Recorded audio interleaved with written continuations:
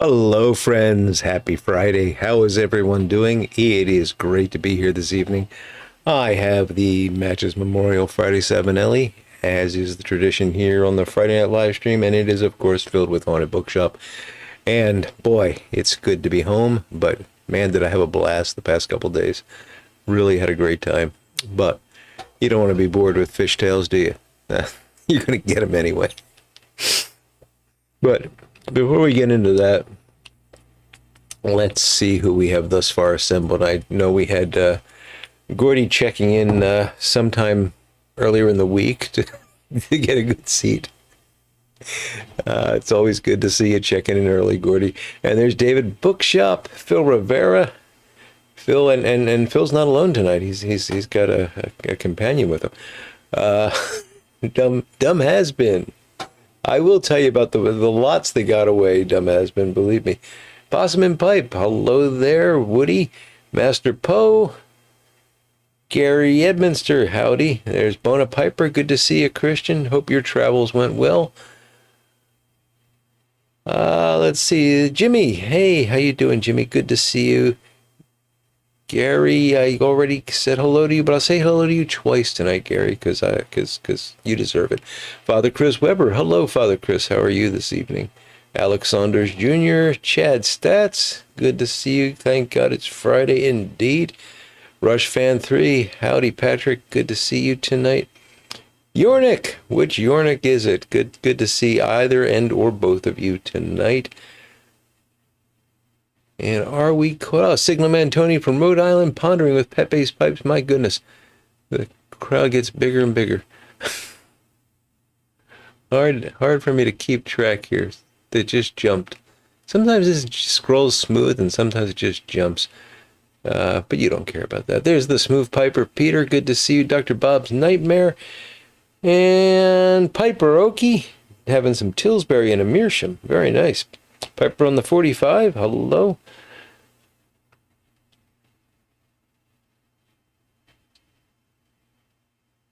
Kate can't sleep, so you are suffering. Gotcha, Yornik. Gary just looks like two people.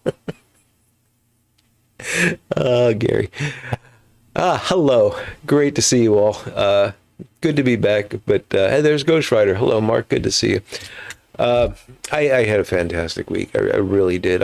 I left on Monday, early Monday morning, I couldn't get into the camp until 3 o'clock in the afternoon, and I got to the streams around 10 and just fished until 3, and it just continued from there. And I have never had the experience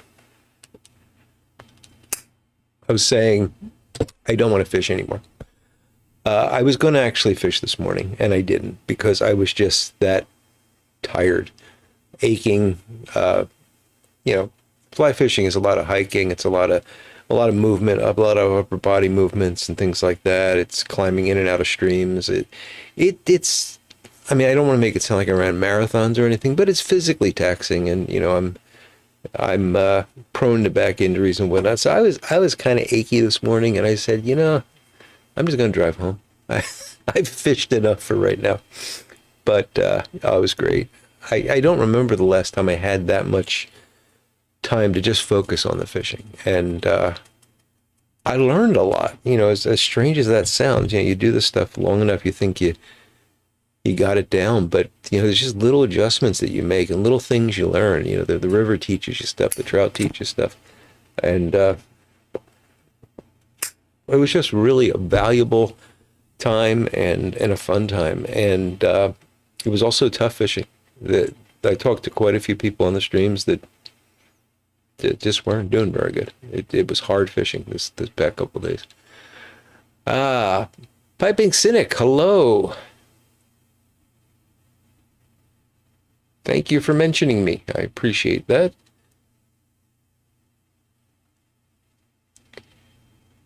Don't want to ignore the stream.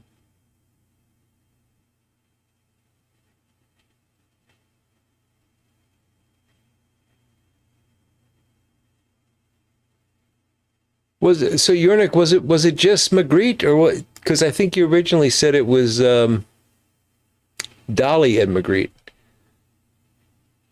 But even if it was just Magritte, that would still probably be pretty good. Oh, Choita, hello. Good to see you tonight, buddy.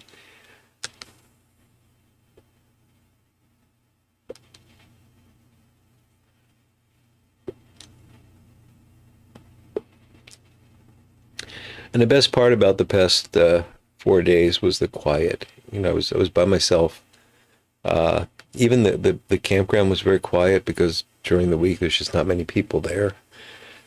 The streams were often, well, they weren't crowded. Sometimes there was just nobody around, which was great. It was just a great time to just reflect and be alone. And yeah, it's a really, really fantastic week. That's true, Phil. You're like a constant PR machine for me, aren't you? And we're not saying it's good PR, but it's constant. The Briar Gecko, hello. Good to see you today.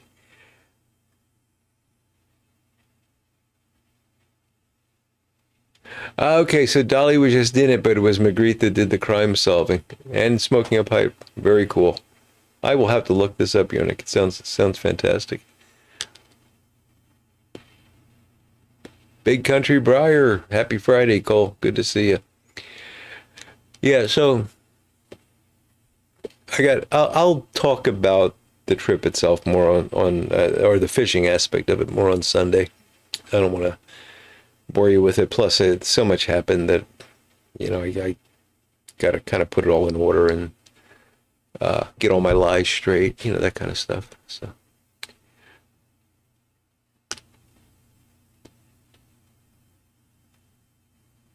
I did see something that I don't know if I'm going to be able to adequately explain how funny this was, because it's a visual thing. It's a purely visual thing, and you have to anthropomorphize animals to see the humor in it. So this may not translate at all, but I have to try to explain this to you. I'm driving down this winding road. Houses. It's not in the wilderness or anything, but it's a very. And I come around this bend, and it's like 25 mile per hour top speed because of the curves. And I come around this bend, and as I'm coming around it, I see something moving over by this side of the road. So it's one lane in either direction. I'm going this way, so this is the oncoming traffic, and there's nobody coming, but something's happening over here. And I look over, and what I see is a chipmunk chasing a squirrel. Okay? That, don't laugh yet. The funny thing is that the chipmunk looks up and sees me as it's running, but continues to run, and then stopped right at the median line and watched the squirrel dart in front of my car. Now, I saw it enough in advance that I had started to brake, but if I was just driving oblivious to this, I would have run over the squirrel. I seriously think that chipmunk was trying to kill the squirrel.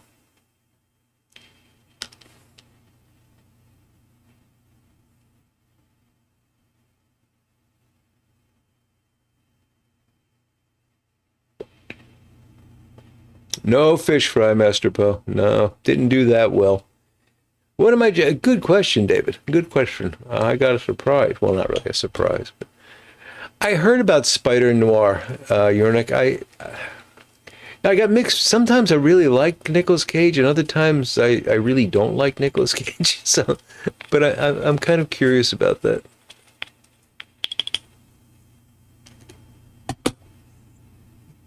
Dumb has been. You're absolutely right about that. You know, no matter how smart you are, trout find a way of making you feel dumb.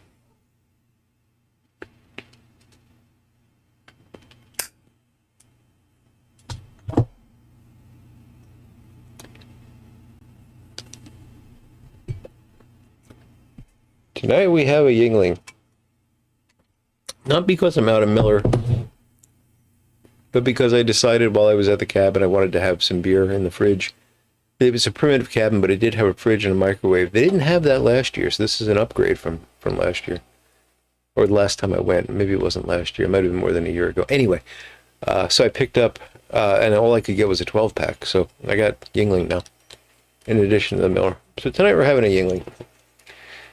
I had some very good beer at a place called Robin Hood Brewery. If you're ever in the central PA area and you get a chance to go to, this is near State College, you get a chance to go to Robin Hood Brewery, I highly recommend it. Fantastic beers, friendly people, good food. And they hardly had to pay me anything to say that. No, I'm kidding. They paid me nothing. They don't even know I'm here. In fact, I paid them. But it is a really good place. And I remember the beer. They had a variety of lagers, red lagers. And the nice thing about it is they actually seem to intentionally do this. They have a range of alcohol levels. So they had, what the heck was it? It was like a triple. I should have taken a picture of the menu because I cannot even remember what this was, but it was a triple something. It was like 18% alcohol. Weight by volume. But they had lagers that were 6%, 4%. There was one 3.5%. And they seemed to stage their beers like that so that if you wanted to have, more than one, you knew to pick one of those. And if you just were going to have the one, you could go a little bit higher, which was kind of nice. I don't know if that was the intention, but that's the way the menu worked out.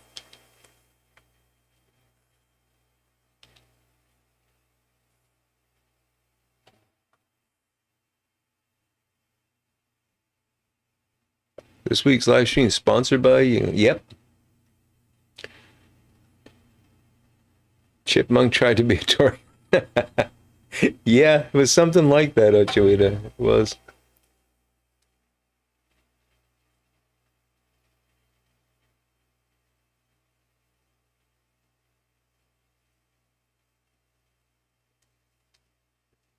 Alex Saunders asking, what's the easiest stem oxidation removal method?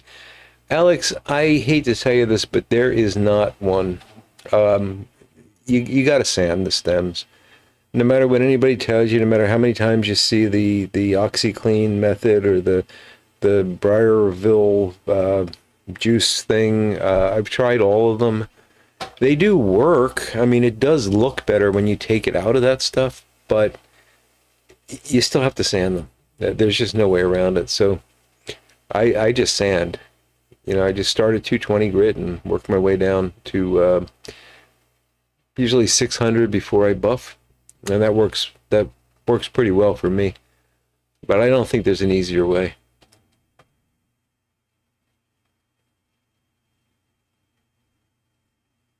Weinkugel Summer Shandy. Master Poe, Dragon's Milk Ale sounds familiar. Stout, yes, stout. Oh, are you looking at Robin Hood's menu? Is that one of the? I can't remember. That sounds very familiar though. The Blue Moon Extra. That's some heavy hitting stuff there, Phil. Paul Johnson. Glad the mirror's coloring up for you, Paul. Sounds good. The name of what, Patrick? The brewery was Robin Hood Brewery.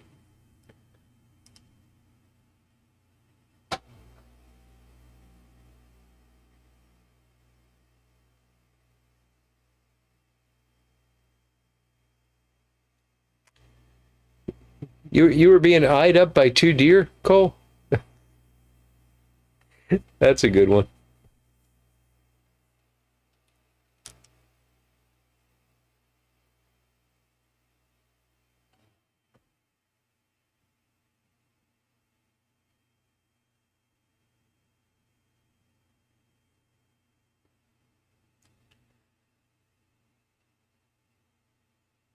Yeah, the 250 grit green is okay, but you still got to sand it, Phil. I think.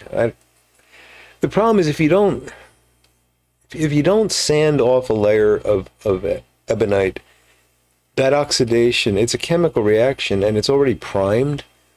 And I'm not speaking about this from a chemistry point of view as much as just an experience point of view. So it will oxidize much faster if you do not sand. If you just remove that surface and make it shiny, it's going to reoxidize again. So you have to actually sand below that oxidized surface, in my opinion.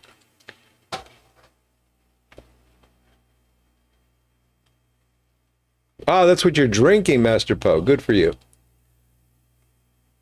Yeah, micro mesh works as well, Draftfly Fisher. You like the angle, Paul? I'm glad. I'm getting used to it slowly. I just don't like that I'm not always looking directly at the camera now, but such is life.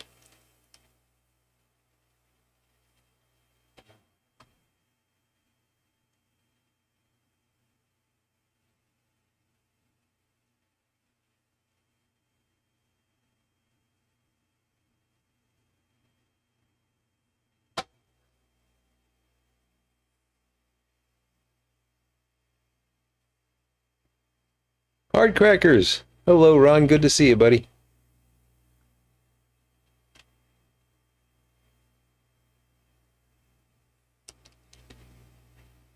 And Ronnie Ewing. How you been, brother? Long time no see. Javier Coyoba? Maybe I got that right, Javier. Hello. Thank you for joining us from New York City. Good to see you.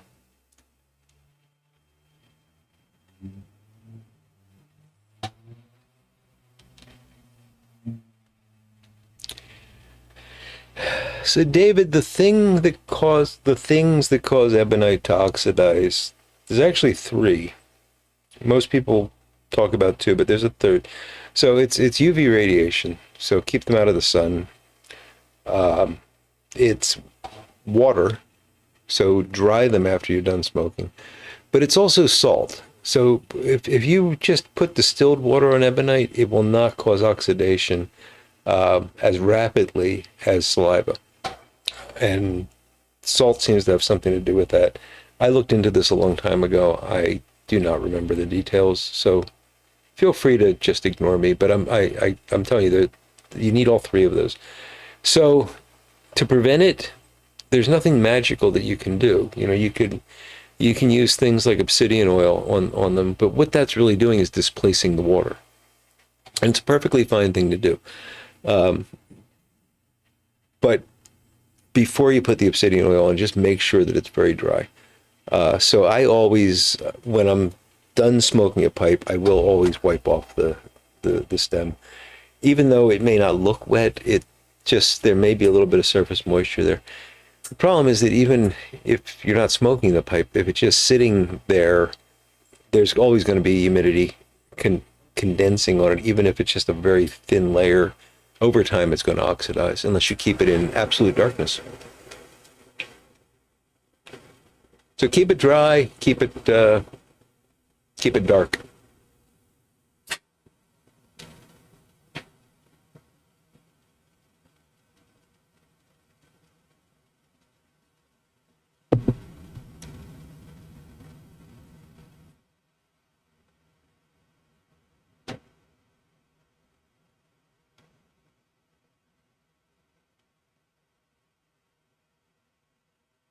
Pondering with Pepe's Pipes is drinking a Magic Hobo Monkey, a juicy IPA from Meadowlark Brewing Company out of Billings, Montana. I love that name, Pepe.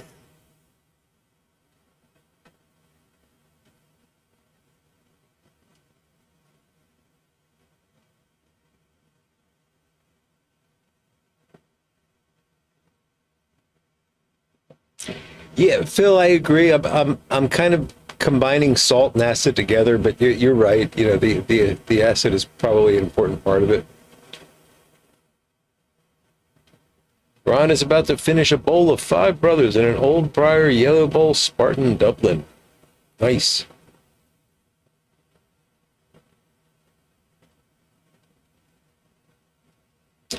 Dog spit might work, Master Poe. So let us know how that goes.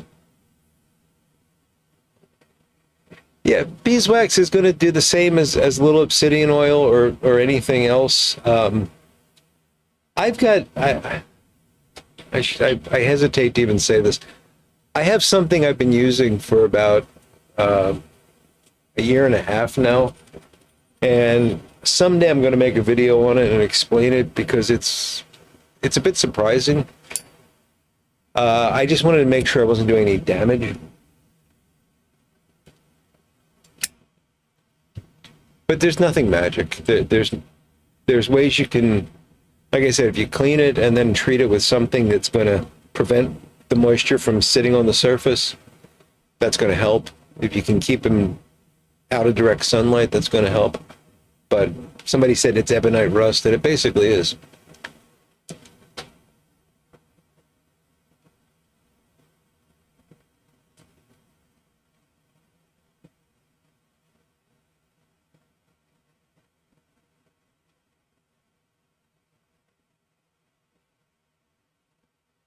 Alchemist Guild Brewery, huh? Not a bad one, Kate.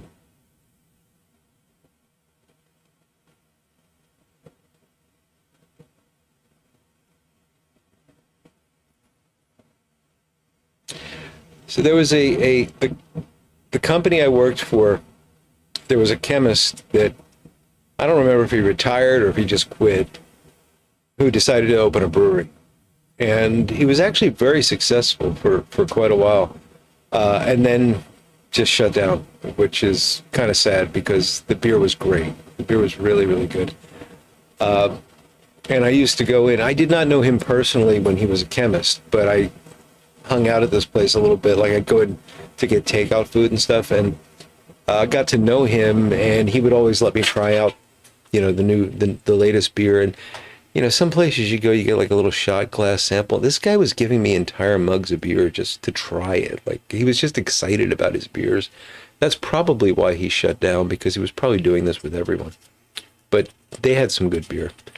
And the name, and Kate's comment about Alchemist Guild Brewery, the name he chose for the brewery was Prism. And it was originally in like this weird thing, like you'd have to go into this industrial park and go around back, and it was like a gravel thing, and then there was this sign, and the sign that he chose was reminiscent of like the Dark Side of the Moon album cover, but it wasn't in dark colors. It was light, and it was pastels, and it was I'm gonna get myself in trouble for this, but it's funny. It was a triangle representing the prism with the rainbow coming through it. And it got a reputation. Like everybody thought that back behind that office park was a gay bar. And it wasn't. It was just this guy's brewery.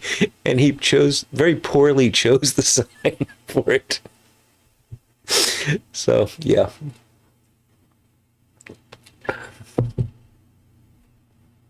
He kept the sign though. He stuck to his guns. That was his logo, and he kept it. And they eventually moved out to a more publicly accessible space, and it went really good for a while, and then just stopped.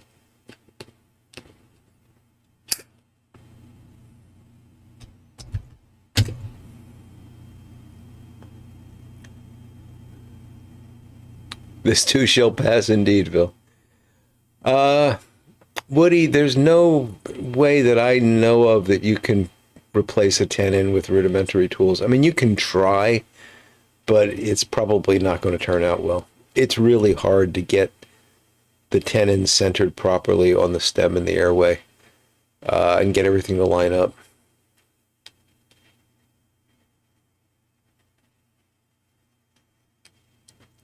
I went on one of them wine tasting trips in Napa Valley, Phil, with my wife, and I'll tell you how it went after giving you glasses of wine for a couple of hours. It went with us flying home with a case of wine and a membership in one of the wineries where we were getting, I think it was 6 bottles a month sent to us. I don't quite remember signing up for any of that, but yeah. Hey, Master Poe, I hope that walk works for you. Stretch, buddy, and have a great weekend.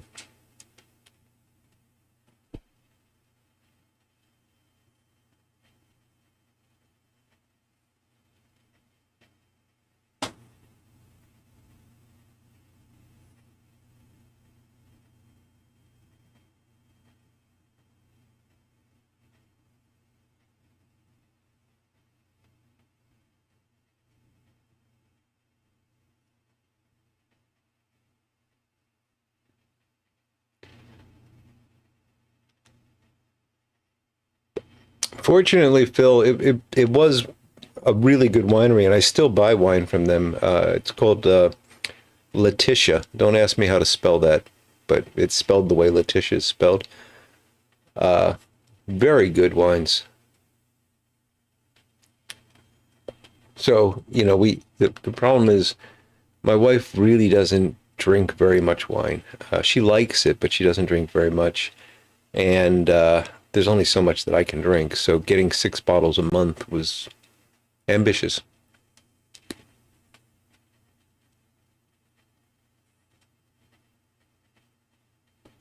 Chad Stats is smoking his second bowl out of a tub of Prince Albert in a yellow bowl bulldog.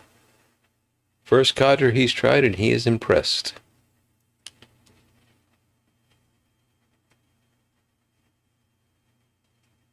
Christian, are you requesting that I speak in Latin? Because I don't want to do that.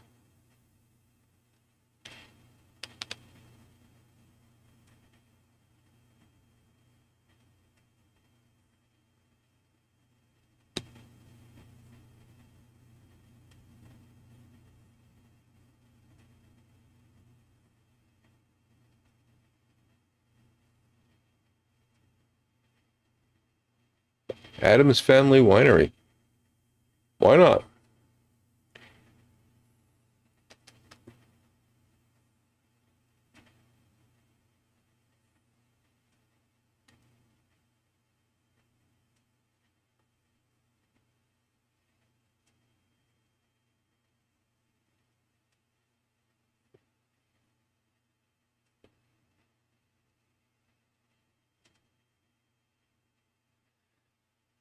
That's how Letitia is spelled in Latin? That looks right. That looks right, Christian. I'm confused by the Latin, but it's okay.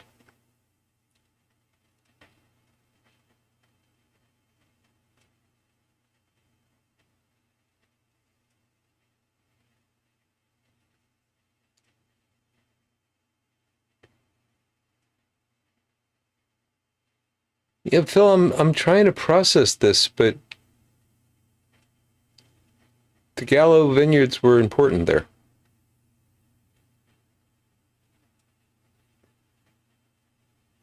That looks even more correct. Yes, Laet. That's right, Christian. That's right. I have that effect on the weather, Phil. Yeah, it's the spelling that Christian has there with followed by stupid autocorrect is, I believe, the correct spelling. So if you're interested, it's a great winery. They make some really good Pinots. Hey, Kate, thanks for joining us. You have a great night. Hope you get some sleep.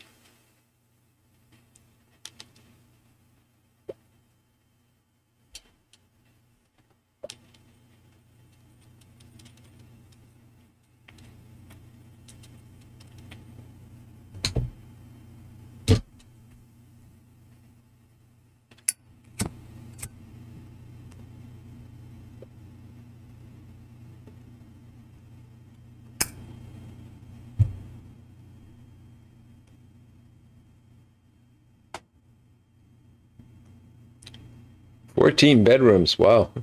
Wine was good, Ernest and Julia, huh?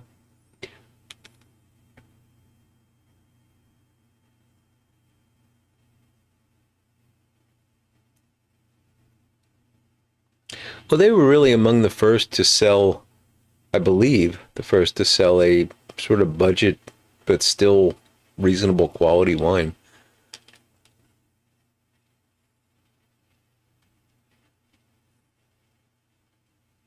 They do produce sparkling wines, Christian. Yeah, they make. Yeah, you're not allowed to call them champagnes, but we have some of those. I've never actually had them. Uh, my wife took them like to Pittsburgh for a New Year's thing or something, and they had some there. We still have one or two bottles in our wine fridge, but I haven't tried the sparkling wines.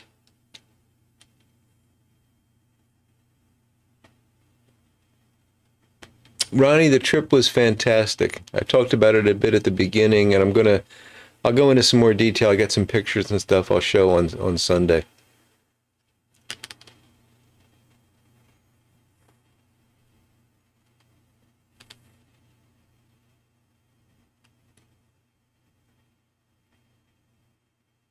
Are you asking me if it's across from Our Lady of Fatima High School, Phil, or are you telling me that that's where Gallo's house was? I'm confused.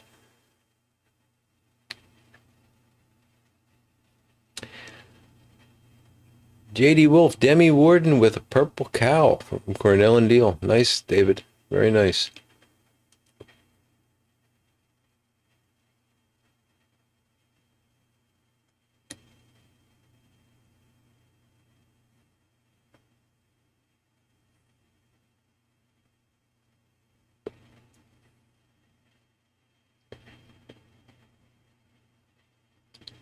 Oh, they were responsible for Thunderbird as well? Phil, I didn't know that. Hey, I'd take a gallon jug over a gallon box, Gary.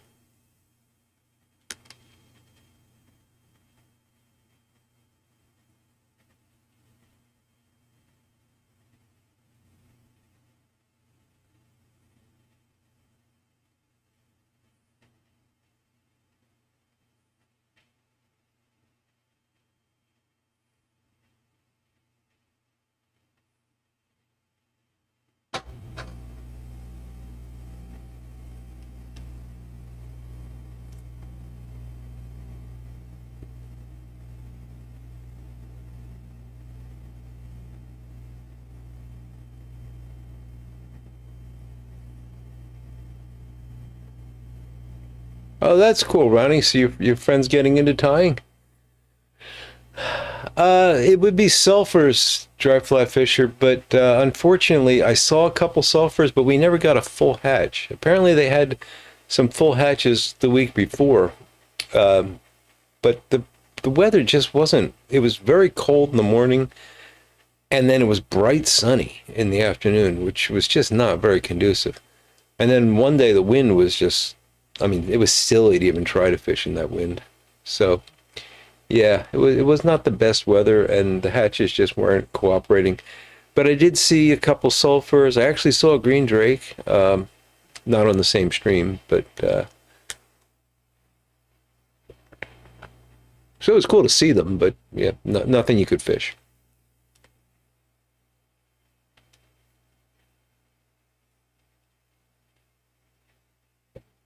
Somewhere in those 35 leaves, there'll be a one that you love, Piper, on the 45. I'm sure of that. Art Crackers is having another bowl of Five Brothers, but this time it's in a Sterling Hall handmade silver banded Dublin with custom style rustication. Very cool. Are Franzia wines aged in boxes? I don't know, Briar Gecko, but I don't think it would matter much.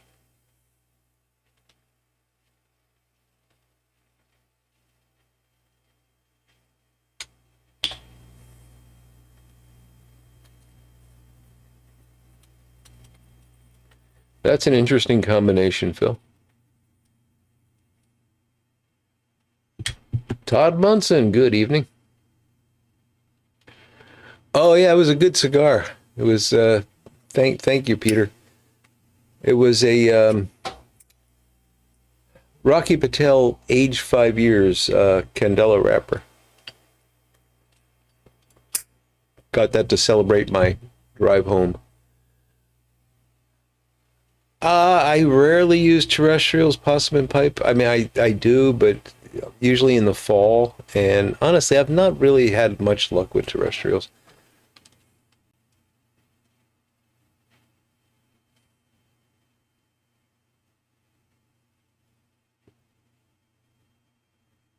But I think that's more about where and when I fish them than anything else. I know a lot of people love fishing terrestrials. Oh, I got you, Ronnie. So you got the fly tying kit. Very cool.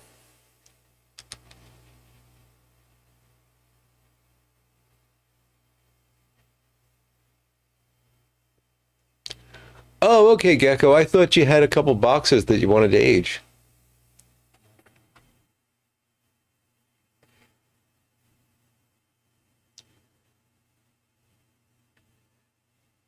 Big Dave says he's been to the Corbel Winery and Champagne Cellars. Where is that, Big Dave? The name sounds familiar.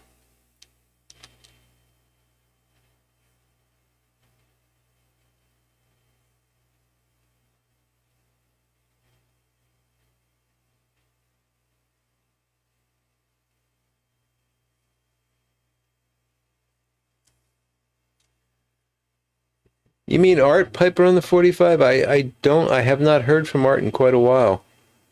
Hope he's okay. You have luck with ant flies, possum and pipe? That's cool. I just don't fish them much, so I can't say one way or the other.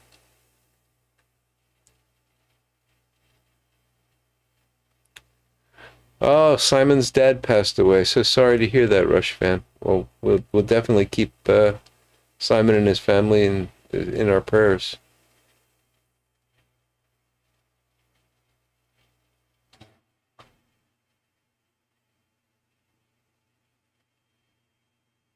Ah, that's not fishing, Gary. That's catching.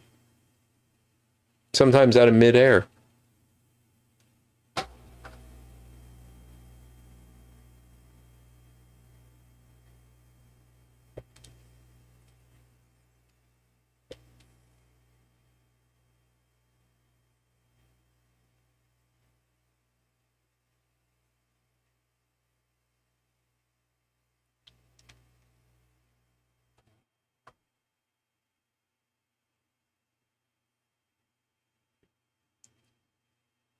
Paul, I'm sorry. I'm sorry if you told me already. I did not recall that your dad had passed. I know he was unwell, but yes, absolutely. We'll be praying for you and continue praying for you and for your mom as well.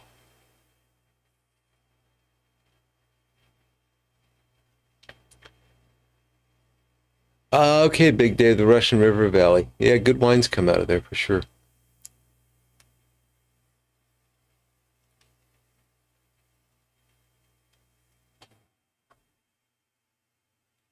Yo, first person.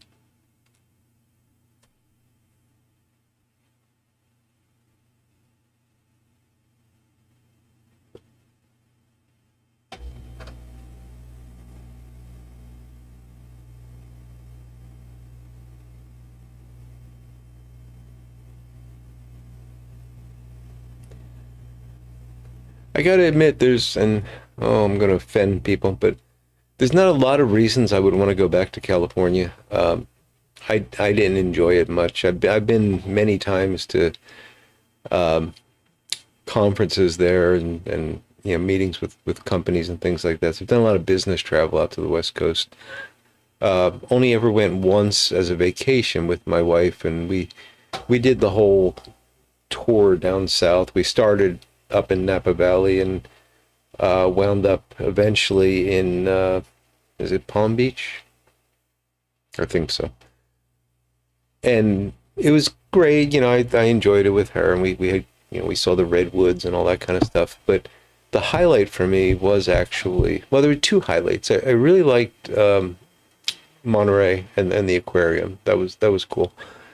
But I really enjoyed the wine country and that tour. I mean, granted, I was drinking a lot of wine, but it beautiful country, and the wineries were nice to sit at, and you got stuck in a van with some people that you had to talk to, and it was just a fun time. I would do that again if I could teleport, which I can't.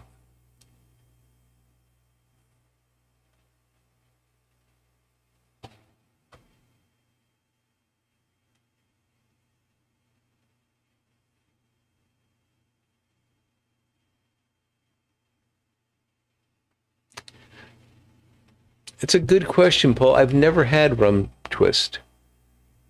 So somebody else that's had both will have to say. I mean, I would imagine it can't be too similar to Black X because there's not a lot similar to that.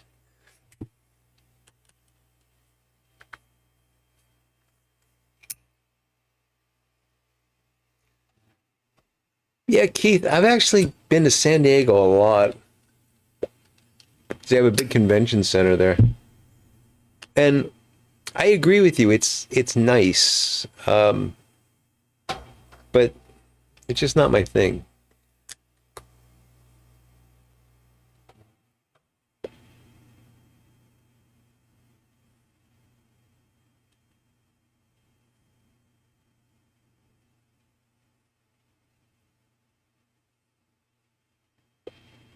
Creator, you are surely a sommelier.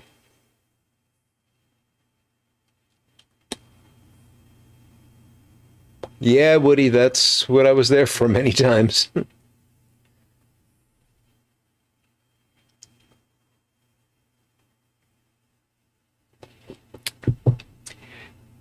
Yeah, I get you, Paul. And I'm not even talking about like the politics of California and the taxation and all that stuff. And I don't want to get into that but it's horrible.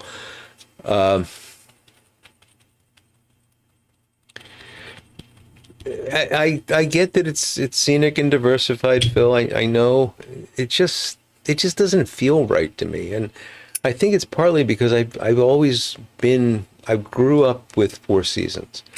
I need to have snow. I need to be really really cold, and I need to be really really hot. And I was miserable when we lived in Georgia. I lived in Georgia for 6 years, and I hated it. It just was, and I think it was because of the climate. Uh, I need that cycle of the seasons, or I don't feel right.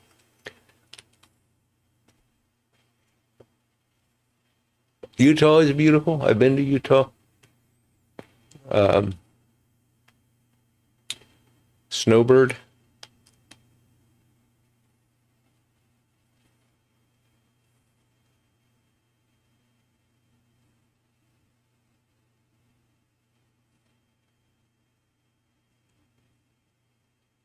But I'm settled. I'm not going anywhere. I like this state. We have some of the best fishing in the country. I'll travel. I'll certainly travel, but I don't want to live. I mean, unless something dramatically changes here in Pennsylvania, I'm happier. I'm not saying it's the best. I'm not saying it's superior in any way. It's just where I'm happy.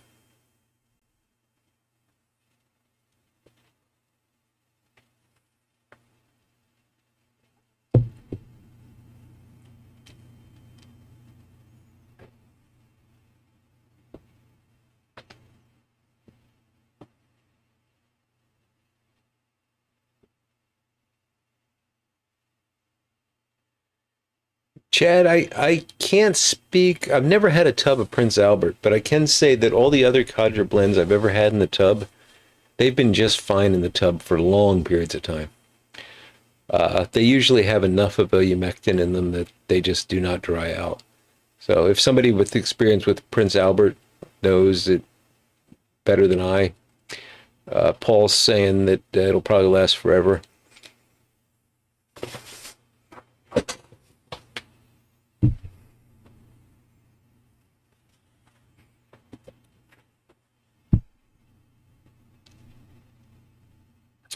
Yeah, maybe Phil. I don't know. I don't know. I do, one place I've never been and I really do want to see is sort of that upper north western area, the Pacific Northwest, and well, I guess it's the Pacific Northwest. I'd love to do that at some point.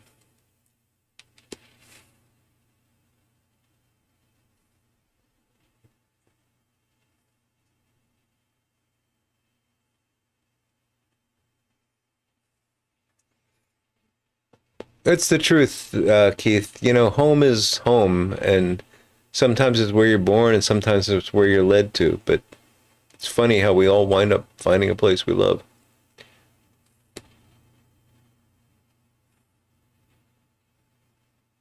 Well said, dumb has been.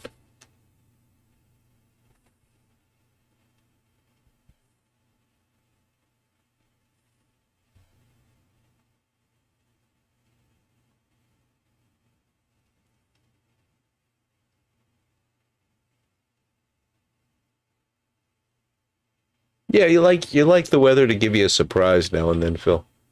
Although not too surprising.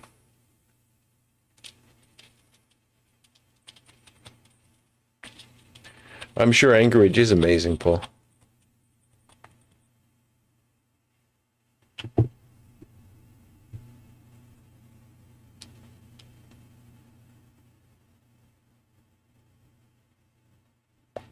Find a place you love where you're bald as hell?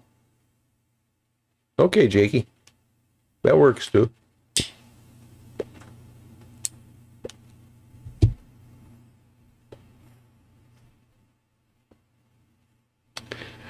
New Mexico has some nice areas, Patrick. It's I'm fortunate. I did get to see a lot of, well, the world really. I got to travel globally, but a lot of the U.S. I've been to many many parts of the U.S. and every place has.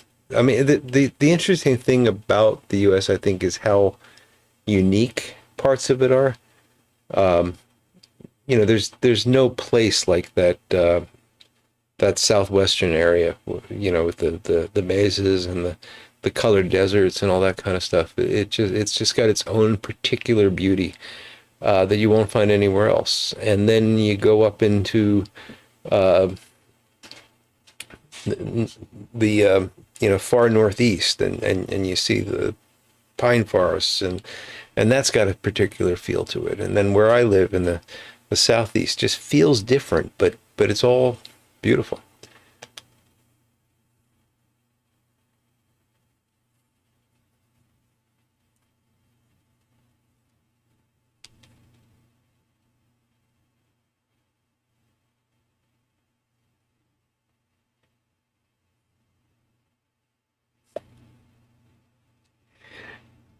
David, I'll keep it in mind. Thank you.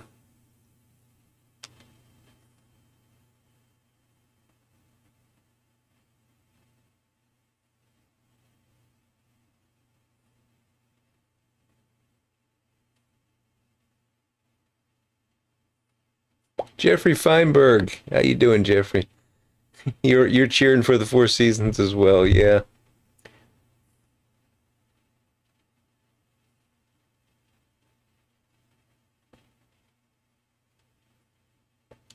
Hey, Gordy. I We could start a fight over this, but I have to bring my wife into it. But I understand that Pittsburgh invented the cookie table. And apparently this is a big deal. Like there's a whole Facebook group that's just devoted to pictures of cookie tables. People get very serious about this. For those of you that don't know, it's a wedding thing. Like you have to have a cookie table at the wedding, and then everybody brings cookies, and they all try to outdo one another with the cookies. And I didn't understand it before I got married there, and I didn't understand it after I got married there, and I did not have a single darn cookie. Because they clear them out.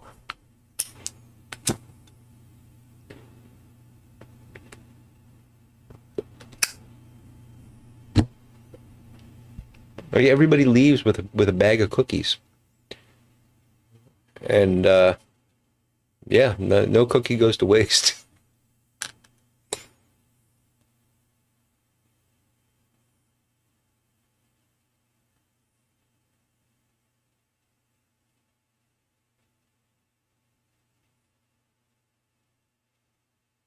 Yeah, it's a beautiful area, Patrick. Lots of different scenery.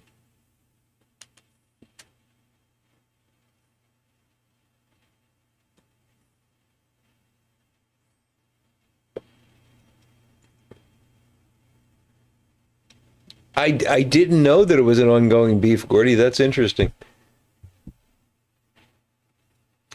I think weddings with tobacco tables would be much nicer. Yeah.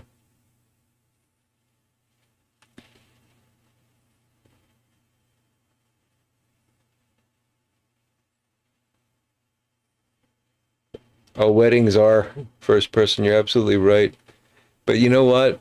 You should never mention that to your fiance while planning a wedding. Don't ask me how I know that.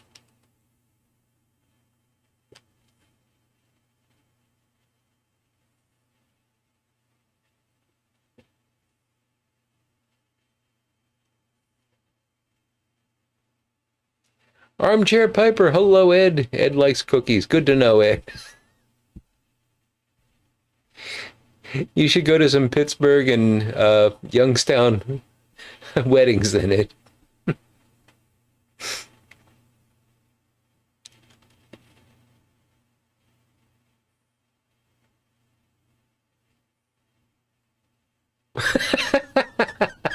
It's a good point, Keith. I could add cookies to my candy collection.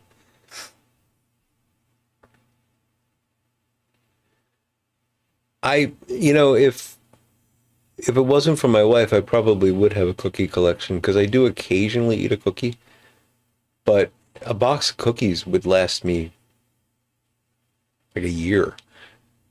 I mean, I just really, it just every once in a while, I think, did I have cookies in the travel pipe bag? No, I did not have cookies. I had a granola bar in there. It wasn't cookies. Um, just every once in a while, I think, oh, I want to have a chocolate chip cookie. But you can't buy just one chocolate chip cookie. Well, maybe you can actually. If you go to like a bakery, you could.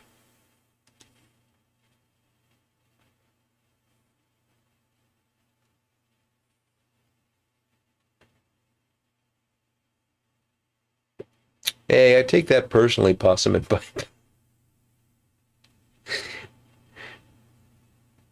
But if it's true, call me comrade because I just really don't. It's not that I don't like them. I just don't enjoy them the way people seem to enjoy them. The other thing I never got was donuts. Like people go crazy for donuts. To me, donuts are just these really sickeningly sweet blobs. I don't know why people like them.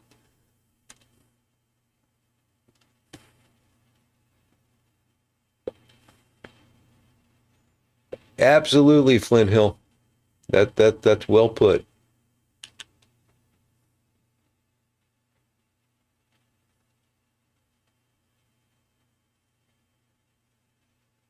Gideon's Cookies in Orlando? I'll have to take a look later, Keith.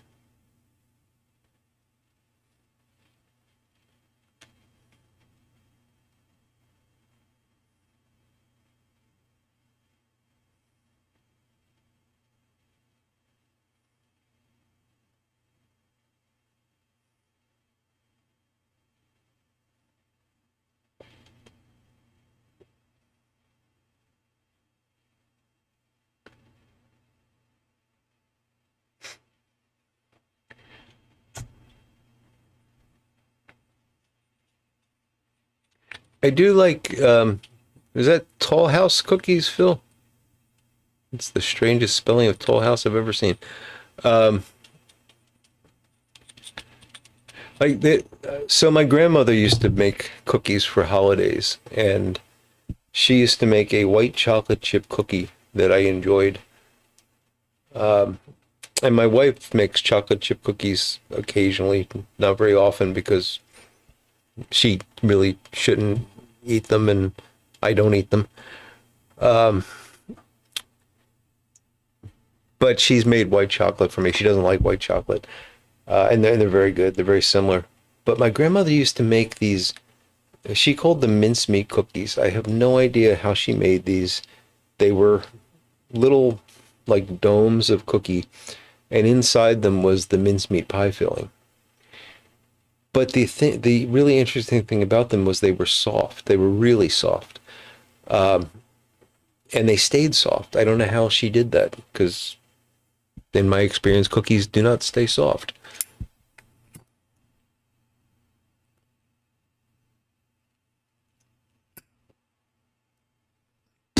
Oh God, dumb has been. I had when we moved to Atlanta, Krispy Kreme was not national, but it was in that area, and there were stories about them putting up their hot donut sign. They had this sign that they would light up when the donuts were hot.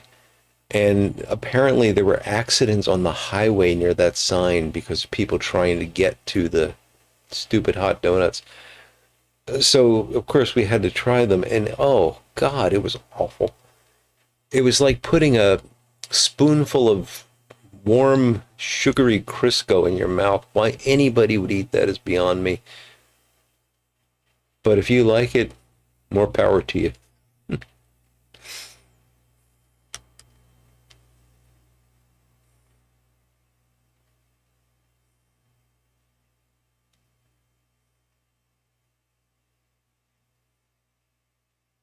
Carrie, you came in just in time for the Mike doesn't like donuts and cookies conversation. Good to see you. Cookies do slow the computer down, yes.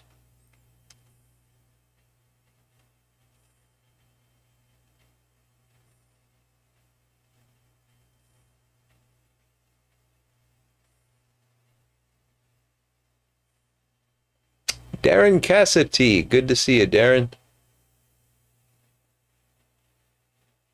And user MV1XM3E8 3EK8C.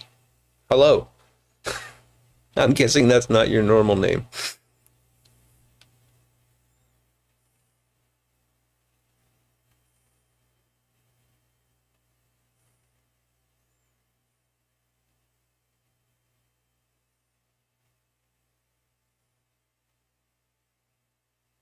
I did say warm sweet Crisco. I was describing a Krispy Kreme donut. Yeah, Toll House anchovy cookies aren't very good, Phil. Yeah.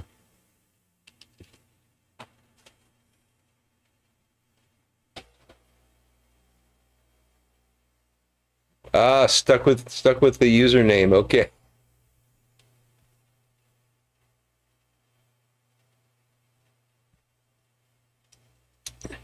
Darren, I just finished Haunted Bookshop, and Peter, I'm guessing that means you've won the race again.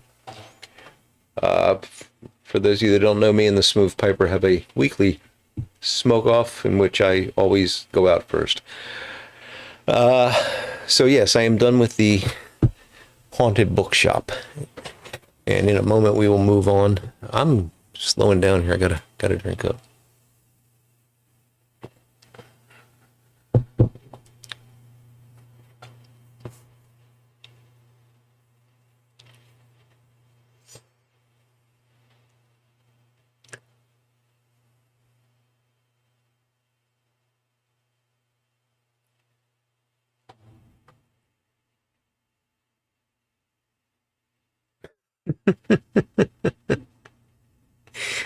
Nothing slows your computer down like a cat peeing on your keyboard.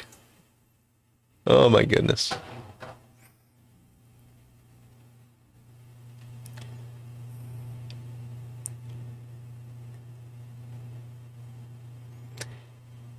Carrie, the Tana leaves is it's a reference to the mummy.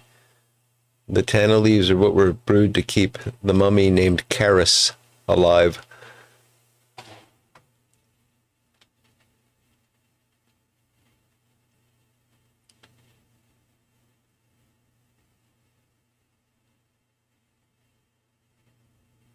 There's a place in Sicily with the gigantic cannolis. Dornaloon shortbread cookies. Shortbread is good. Father Dempsey's good stuff, Darren. You know what? I liked the, was it Stella Doro? Made these cookies that look like, I was going to say they look like integral signs. They look like big elongated S's, which are integral signs. My grandmother used to buy those for me, and they have like a slight anise flavor to them. Those are good. I would eat those. I would eat one of them.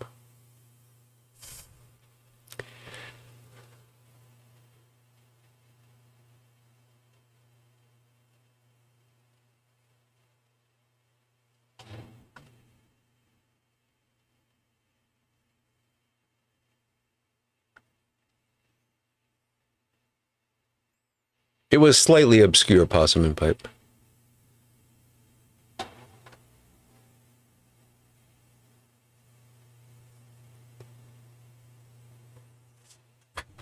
Cats are vindictive little creatures, Phil.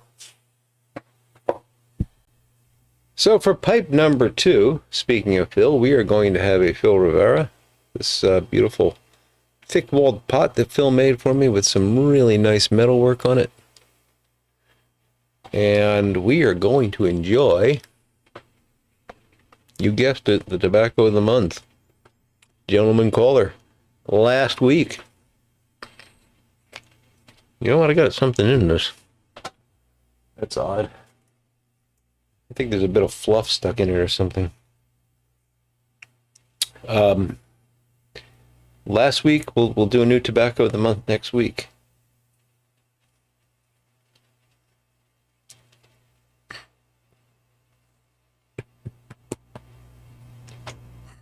That's better. It was in the stem.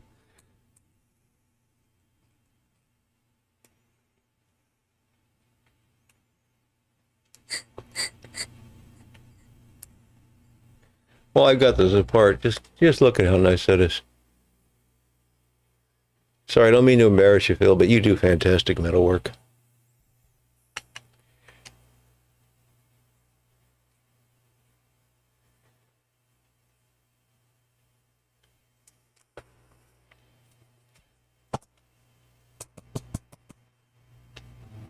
And this has been a good month for tobacco of the month. I've been enjoying the heck out of this gentleman caller.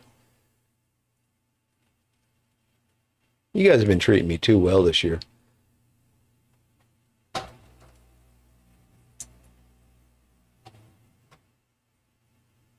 I gotta dangle something in front of you this next week that will make you be a little less kind. Because I like the challenge too, you know. And no, before someone says it, it will not be Captain Black Grape.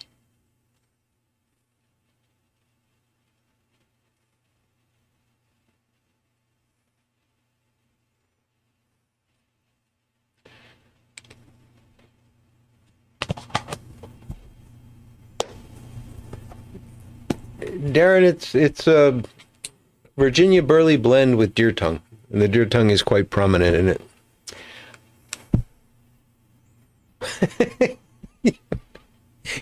You want to pee on their keyboards, Paul?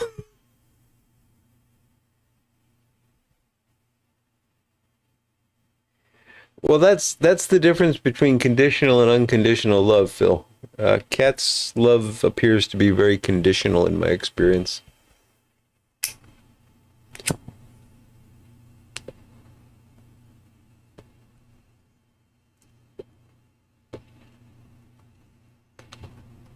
So let's see. So far tonight, I have offended the cat lovers, everybody on the West Coast, and anybody that likes cookies or donuts. So I'm going to see a big drop in subscriber number this week.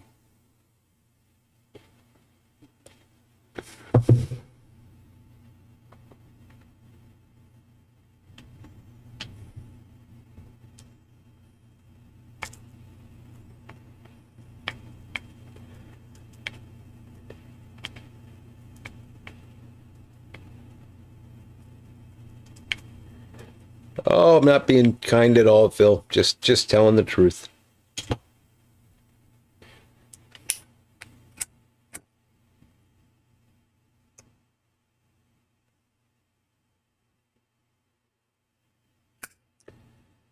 No, it's not going to be bacon old fashioned or Captain Black tuna.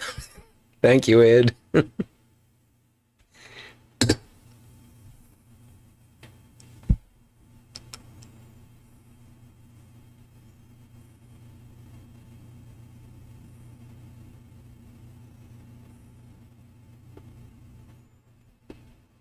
I've seen that El Tang quote before. He breaks in all of his pipes with it, right? Because of the way it burns. Life's too short.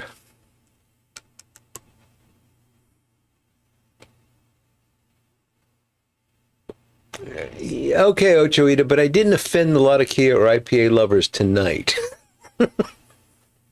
I've done that over time, but not tonight. I know, Phil. I'm just having fun.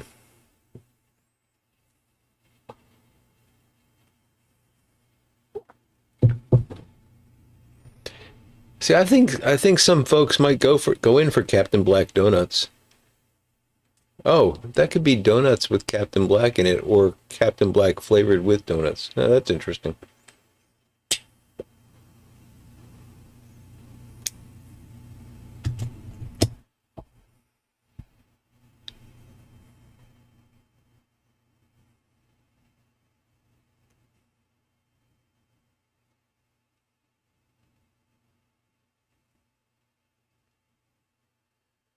Uh, did I enjoy? You know, Keith, I think the first time I tried deer tongue, I was intrigued by it, intrigued enough that I wanted to understand it better. I wasn't put off by it. But it can be, I mean, it's a surprising flavor if you're not expecting it. It's almost an aromatic, but it's not, and I think I like it. Not something I want all the time, but I've been smoking this every day, and it's well, I didn't take it with me fishing, but other than that, I've had it every day since it was chosen, and I'm enjoying it.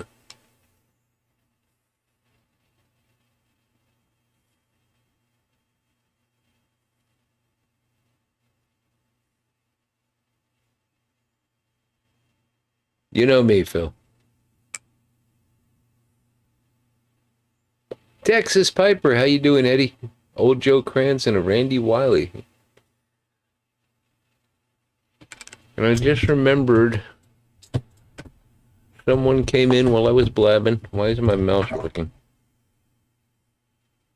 There it goes.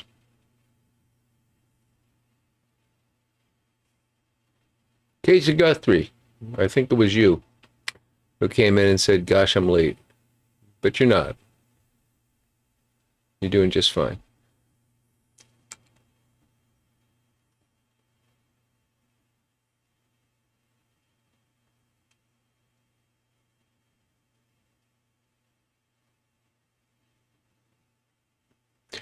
I, Keith, I don't normally notice any ghosting, but I'll say that if my next smoke out of this pipe is Haunted Bookshop, I'll probably taste a little bit of deer tongue along with it, but by the next bowl, it's gone.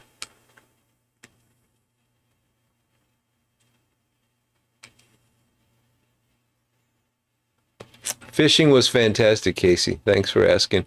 I'm gonna talk and I'll have pictures and stuff on Sunday about regarding the fishing trip.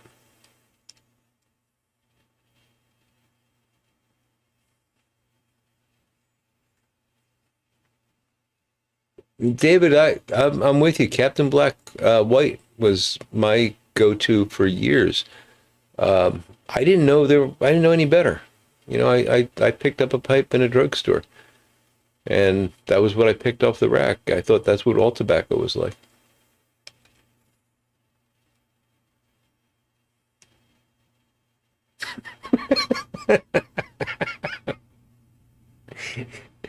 That might be the funniest exchange I've ever seen. Gary Edminster says I had to put a battery in my mouse, and RD replies, I bet the mouse did not like that. Ah, that is fantastic.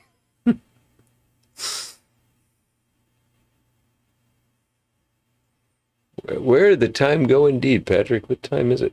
Oh my goodness, we're slipping right away here.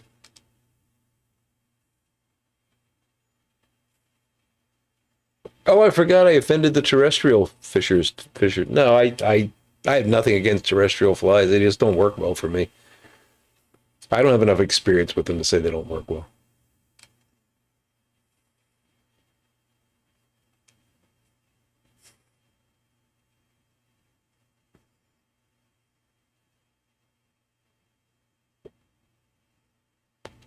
Armchair Piper, great seeing you, Ed. Have a good night.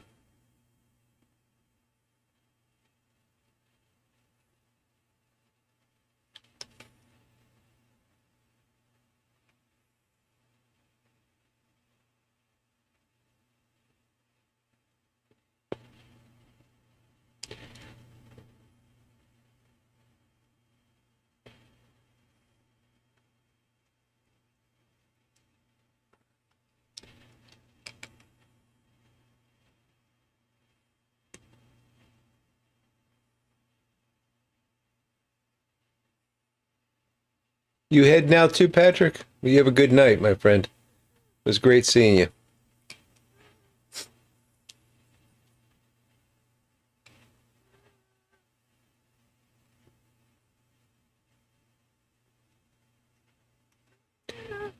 I had to tie a. I'm sorry, I'm going to bore like 95% of the audience with this, but dry fly fisher might appreciate it. I had to tie a Latort cricket for some demo thing or something. I can't remember what. And I had never tied the Latort cricket before, so I thought, okay, I got to get serious about this. I tied so many of those flies. They're a really simple looking fly, but to get it to really look right is really tough. And it's everything's there. You got matching wings and dubbing and you're spinning deer hair and you're trimming deer hair, and it's a very complex advanced fly to tie properly. I tied so many Latort crickets, and I got all these flies, and I don't fish terrestrials. So I started taking them to the lake and fishing bluegill with them, and that was so much fun because bluegill will eat anything, and they would just snap them off the surface and jump in the air. It was hilarious. It was a lot of fun. So that's the most fun I've ever had with terrestrials. Oh, okay. Sorry, Patrick. I thought you were checking out. Didn't see Doug tonight. No.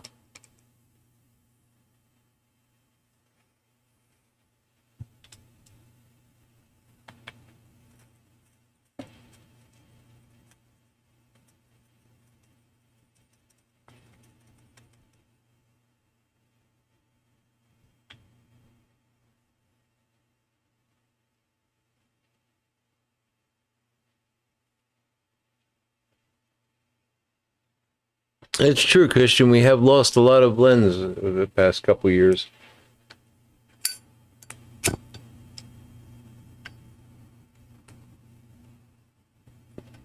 But historically, they come and go like anything else. There's no reason to believe that a tobacco you buy today is going to be there 10 years from now. Actually, I was surprised at how much the cigar world had changed. It's been a long time since I've looked at cigars.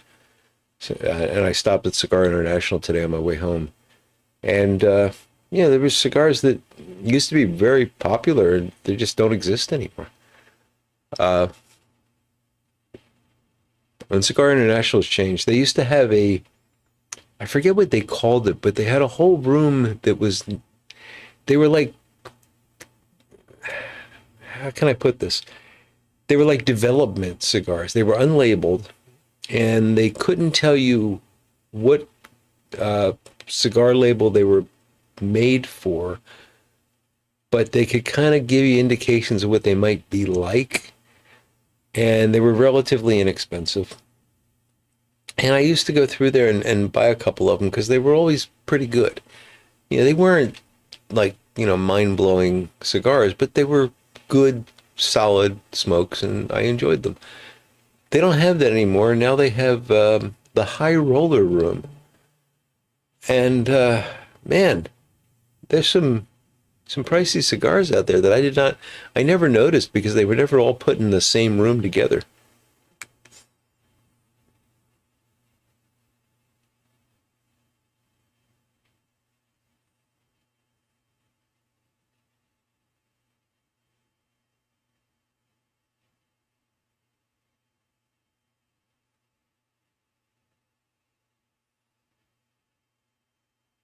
Yeah, bluegills on dry flies is so much fun. I mean, you start to think you're like some master fisherman after after like 10 minutes, but the fact is, bluegills will. If you could get a bare hook to float, a bluegill would probably take it. What's a simple way to try fly fishing? Honestly, Paul, what I just said, I think is probably the best way to try it. Get yourself an inexpensive setup and just toss a couple of dry flies onto a bluegill pond. And even if you don't want to go for the whole fly rod stuff, you could do it with a spinning rod, a spin cast rod. Just use a very light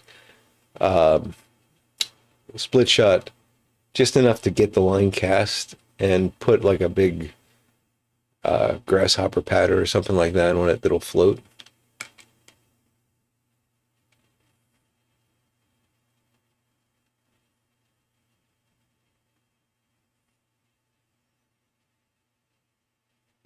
You're right, Phil. Flies are like, well, I don't know if they're like pet food, but you sent me a link. I'll have to check it out.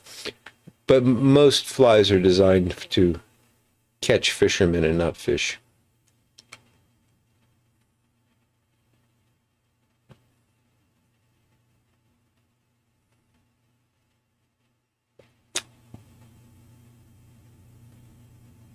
That's a great quote, Christian. Yes, only constant in life is change.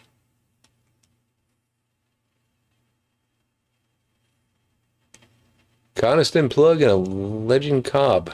Sounds good, creator. Hey, Gary, I agree with you 100%. I am not going to spend $50 on a cigar. I picked up two of these 5-year aged Rocky Patels, and I think they were somewhere between $9 and $11. I don't really remember, which is still pricey, but that's cheap now.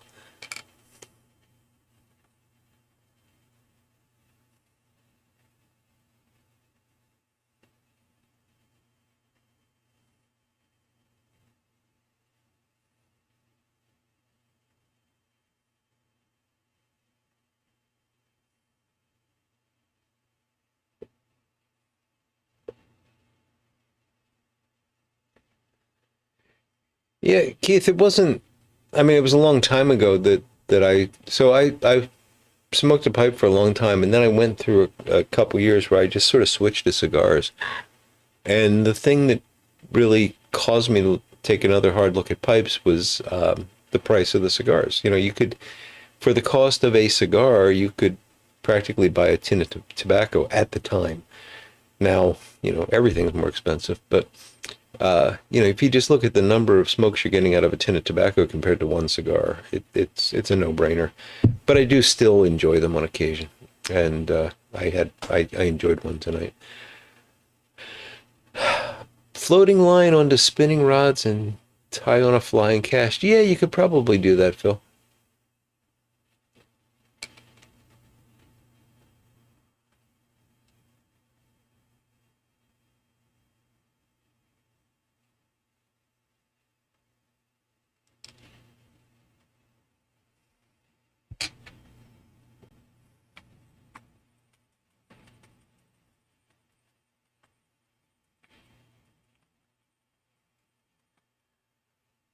Another thing that I kind of hesitate to bring up, but in reference to the inexpensive ways to get into fly fishing, there's a whole type of fly fishing that it can be controversial, and even the origin of it is a bit clouded.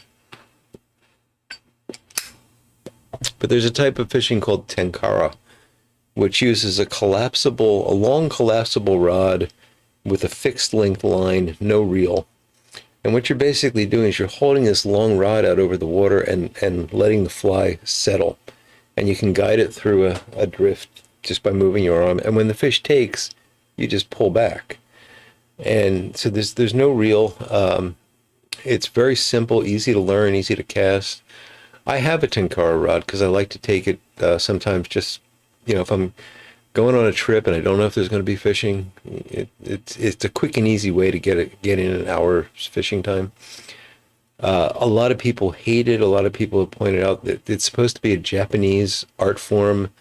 It may or may not really be. It may not be as prevalent as it was played up to be in Japan. A lot of people that have invested a lot of time and money and everything else into fly fishing feel like it's kind of cheating in a sense, but it's fun, and it's a good, quick and easy way to, especially for kids, to get them interested in it. So that's something else I'd look into.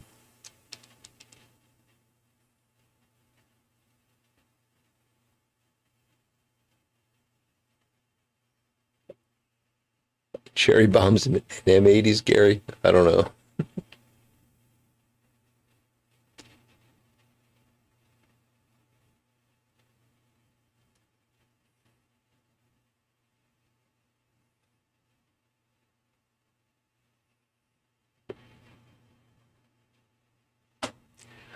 I've been able to, and I did this with my niece and nephew one year, Flint Hill, with a single split shot. And, it depends on where you place it on the line and everything, but I could get a large dry fly to float,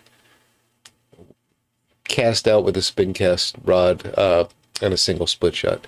So you can do it, but yeah, it's going to have to be a big fly.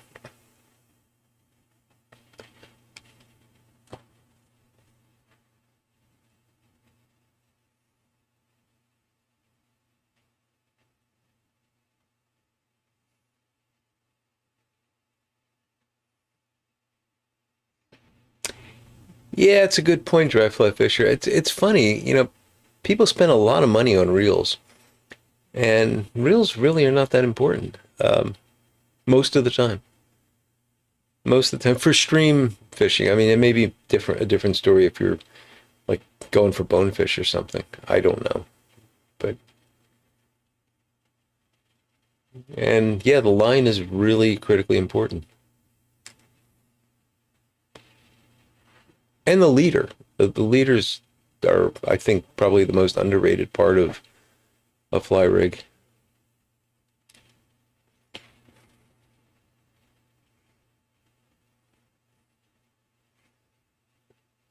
Yeah, Keith, it's the same basic idea. You put the fly on a cane pole and just kind of dab it in there. All right, Carrie. Hope the storm is not too bad. Nice to see you tonight.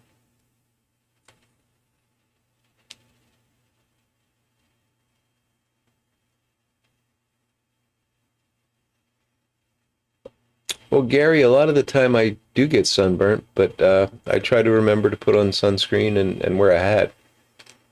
I always wear a hat because I can't fish if I don't wear a hat because I have clip-on magnifiers, so I can't see the hook to tie the hook on if I don't have the hat on.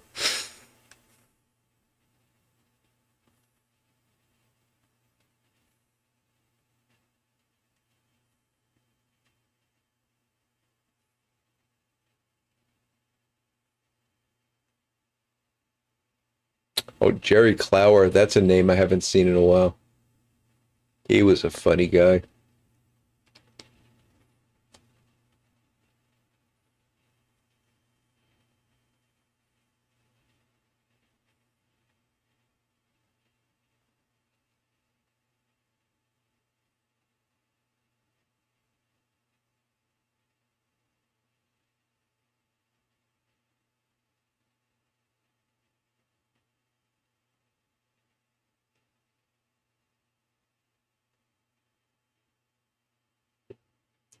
Yeah, dry fly fisher, I completely agree with you.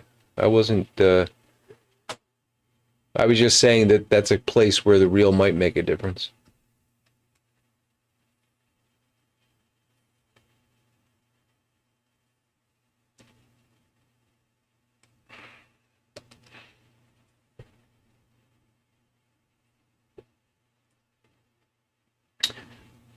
But I will say there's a danger to any inexpensive pathway into getting into fly fishing. And that danger is that you're opening up a door to what is potentially a very expensive hobby. Uh, and you can do it cheap, but it just the more you get into it, the more you want. And, are you gonna? So I've never bought flies. I was actually tying flies before I fished. So I've never bought flies other than occasionally I'll buy a fly as an example. If I see a fly that I really like, I might buy it and use it as a model to tie something similar. So I went to one of my favorite fly shops this week because I was in that area, and I was shocked because I haven't been there in I guess 2 years maybe. Their flies, little teeny tiny hooks with feathers on them, $3.50 each, $3.50 each. I remember buying them for less than $1. I mean, it might have been like 60, 70 cents each. $3.50 each.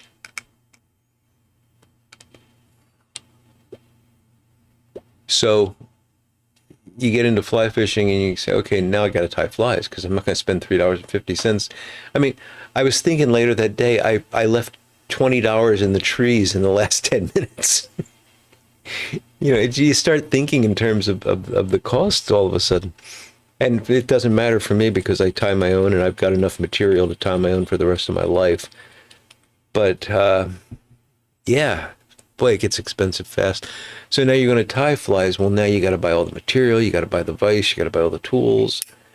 And yeah, so it can be a very slippery slope. But a lot of fun.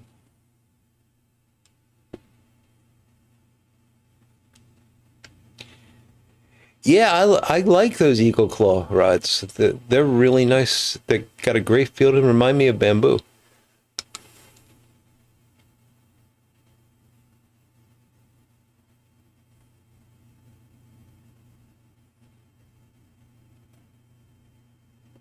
Um, Eddie, I never really thought about how the outdoor weather can affect the overheating of the pipe bowl. It makes sense if it's hot, the temperature is high, then you're starting at a higher temperature when you light it, right? The briar is already hot. So I don't know. I never really thought about it, Eddie. I would think that it would come to the same equilibrium point, though I don't know why it would get hotter if your cadence is the same.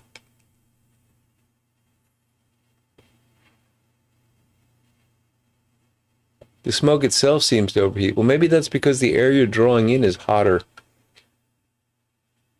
That's a possibility. Marcel Ledbetter, yes, Gary, yes, and I see Possum and Pipe appreciates Jerry Clower. Oh, if you don't know who Jerry Clower was, you gotta look him up on YouTube. He was hilarious.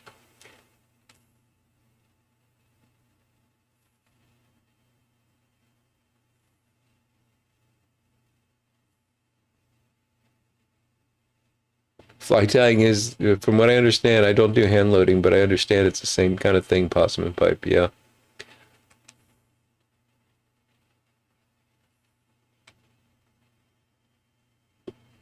My favorite Jerry Clower bit was he's telling the story about how him, and I think it was his friend Marcel Ledbetter, take a train for the first time, and they're going somewhere. I can't remember the setup, but they're going to some big city for something, and they get on the train for the first time, and on the train there, there's a guy selling bananas, and you got to see or hear him do this because he's so animated, and he does the guy selling bananas. He does his voice, and he's calling out as he walks down the aisle of the train. You know, bananas here, get your bananas, and they don't know what bananas are. They've never encountered bananas, and he says, "Give me one of them bananas." So they each get a banana, and they try to figure out how to eat it. Eventually, somebody tells them you peel it. They peel it, and they both bite into the banana just as the train goes into the tunnel, this long tunnel. And Marcel Ledbetter says to Jerry Clower, he says, "Jerry, if you haven't eaten that banana yet, don't eat it." And he says, "Why not?" "Because I just swallowed mine and it made me go blind." uh, he does a much better job than I do, but it's a hilarious joke. It's a hilarious bit. He was a really, really funny guy.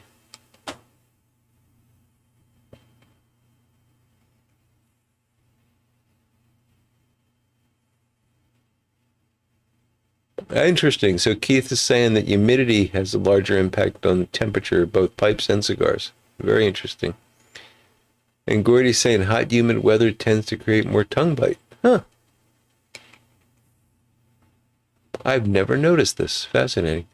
Hello, Matthew. Good to see you, buddy.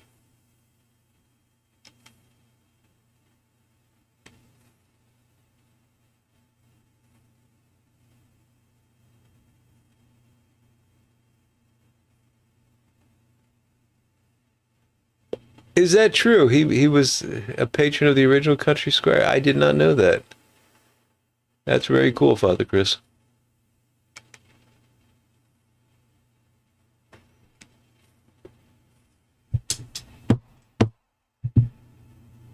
Oh, we got a problem. We're a little bit over time here. And my liquid clock has not been working tonight.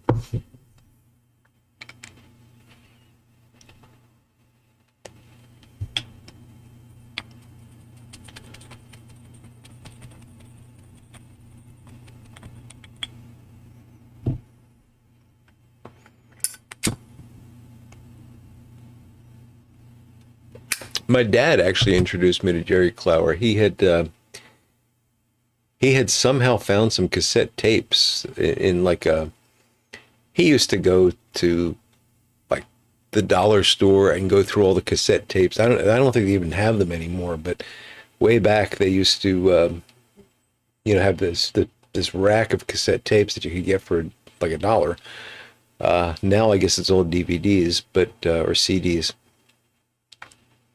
But he used to love to do that because he was into. I think I've talked about this before. He had a very eclectic taste in music, and he liked comedy. And he came across these Jerry Clower tapes, and they were so funny. You know, we were out driving somewhere one day. He said, "You got to hear this," and he put it in the back then there were tape decks in cars, kids, uh, and we were laughing so hard we were crying. It's just very funny, man.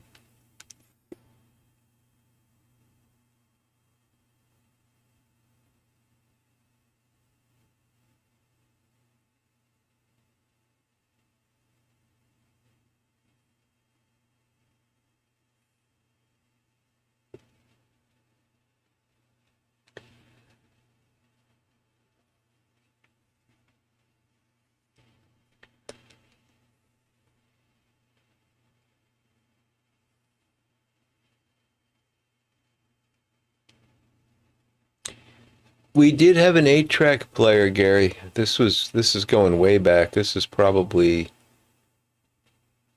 late 70s. But we did not have one in the car. The first way we had to play anything other than a radio in a car was a cassette deck.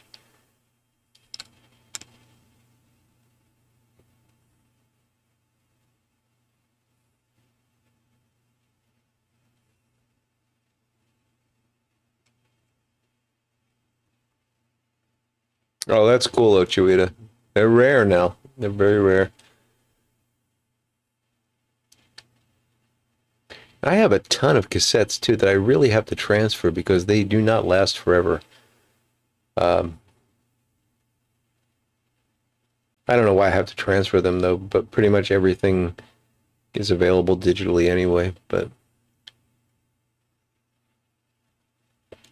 Patrick, you're like Mark Twain tonight. What is it? Rumors of your your exit have been greatly exaggerated.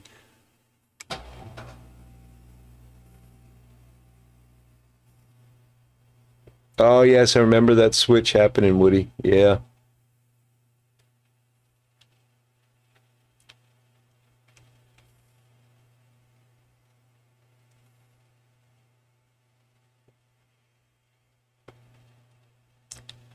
I remember I had Dire Straits Communique on 8-track. I think that was the only 8-track tape that I actually had.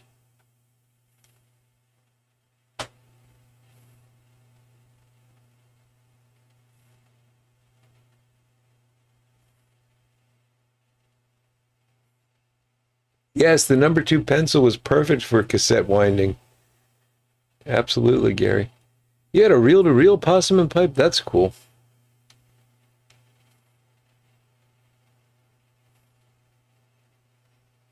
Oh, Chad, that's really cool. An 8-track tape, a cassette to 8-track converter?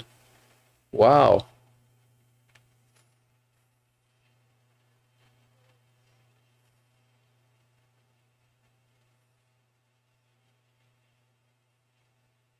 Of course, what you really needed was to go in the other direction, right? Because the cassette was the newer technology. But regardless, that's pretty neat.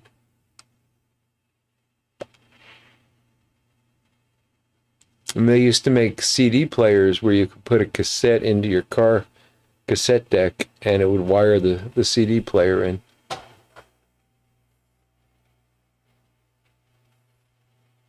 It wouldn't wire it in, it would just play through the cassettes reading it.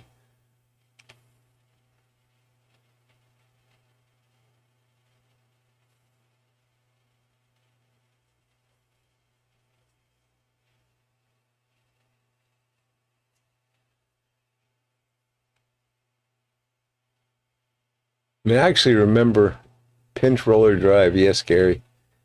I remember splicing cassette tapes. You know, they'd break, and I'd cut out the broken section, the crumpled section, and put an angle cut in it and use some scotch tape on the back of it.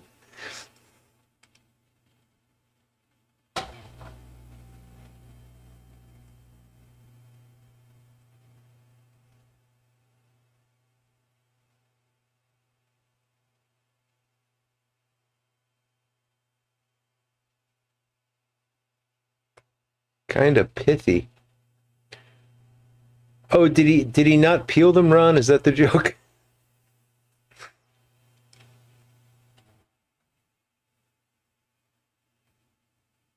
That's the truth, Matthew. Sometimes I mean, that happened to me with cassettes and CDs. I've got a ton of both of those, and sometimes I think, oh, I'll digitize them, but the truth is, I don't even need them anymore because I can just tell YouTube to play whatever I want, and it never fails me. A buddy of yours has moving pictures on 8-track. We should get together, Patrick. Maybe we can make a Dire Straits 8-track collection.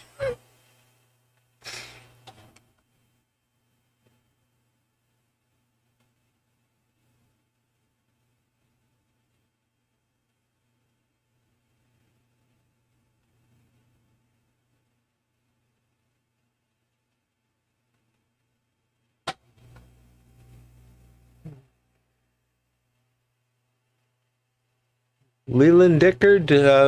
So the 8 track, it converts your phone to an 8 track. That's odd. Yeah, interesting. Hey, Christian, have a great weekend, buddy.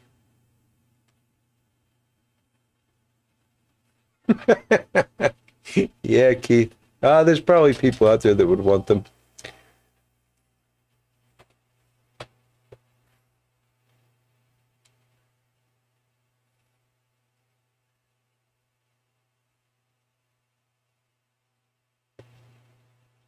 Ghost Rider says people are buying up old Disney VHS tapes and VHS. So I understand. Well, first off, Disney is refusing to release a lot of their older stuff, and so that might be a reason for it. Also, I think some of the older stuff has been edited. So if they do release it, it's not the same thing that was originally released.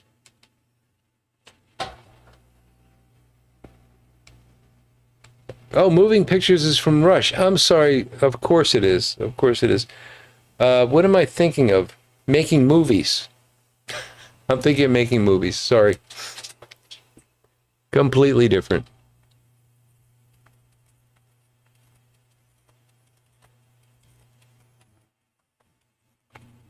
Thank you, Peter.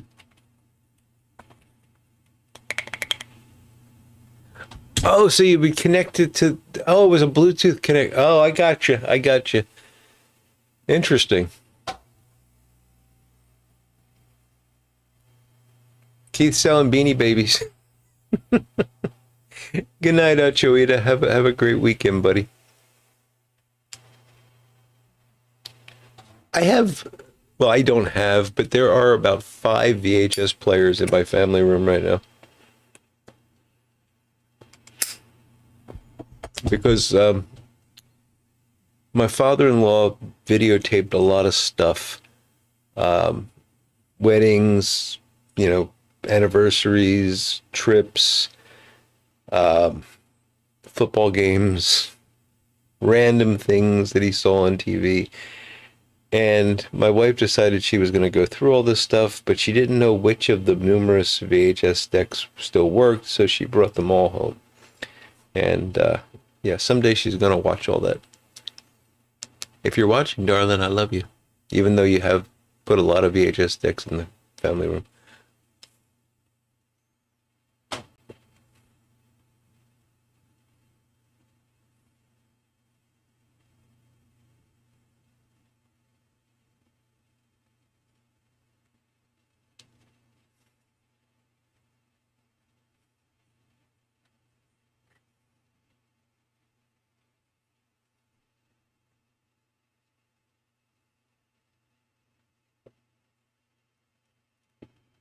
Yeah, Mark, that is a problem, but it's a weird world we live in. Yeah, it's interesting because the problem, even if you could get the players, the magnetic tape does not last forever. And you're getting actually, as I'm thinking about it, I think vinyl might be the most long-lasting audio format because pretty much anything else is going to degrade over time. But vinyl is a physical, as long as it's kept clean, it's actual physical representation of that sound profile. Whereas everything else, you're going to get degradation over time. I never thought about that before.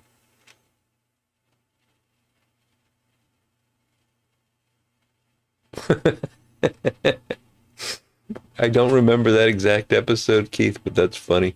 I can imagine it happening, recording a ball game over his wedding video.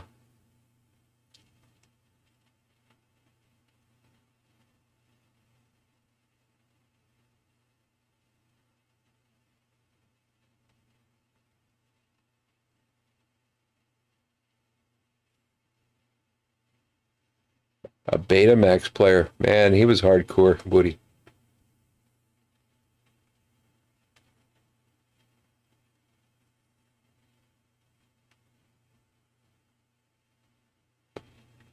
Patrick's got Cornerstone brick, English plug, and a BJCO Croce pipe. Cool.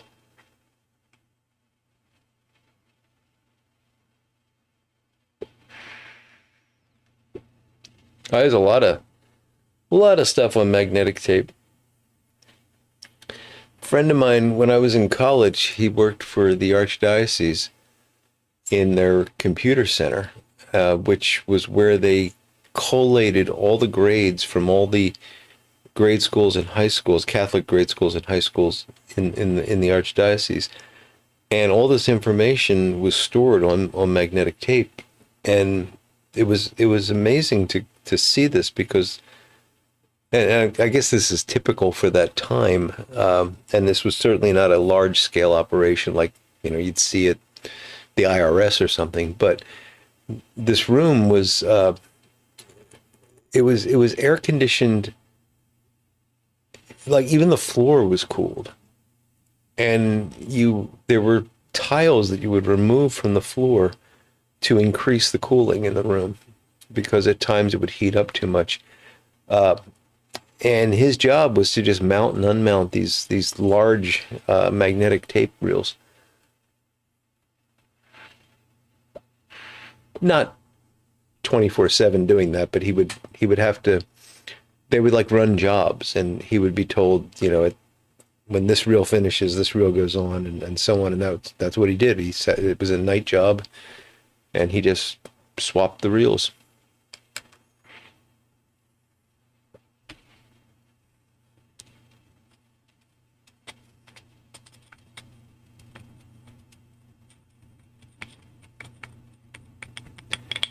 Oh, video disc players. Yes, I do remember those, Patrick. They're still around, and you can still get video discs. I don't know why you'd want them. I don't know if they're better quality or what, but they are still a thing. Yeah, you win, Peter. Is that true, Keith? That's if that's true, that's kind of sad that that's what killed Betamax, but yeah.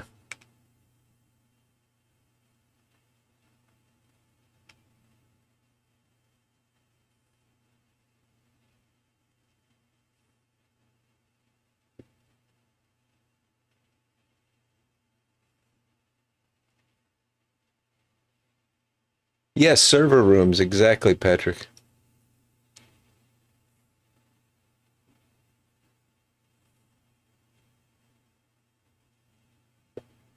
It reminds me, Keith, I was watching something the other night, and this is quite tangential, but I thought it was interesting.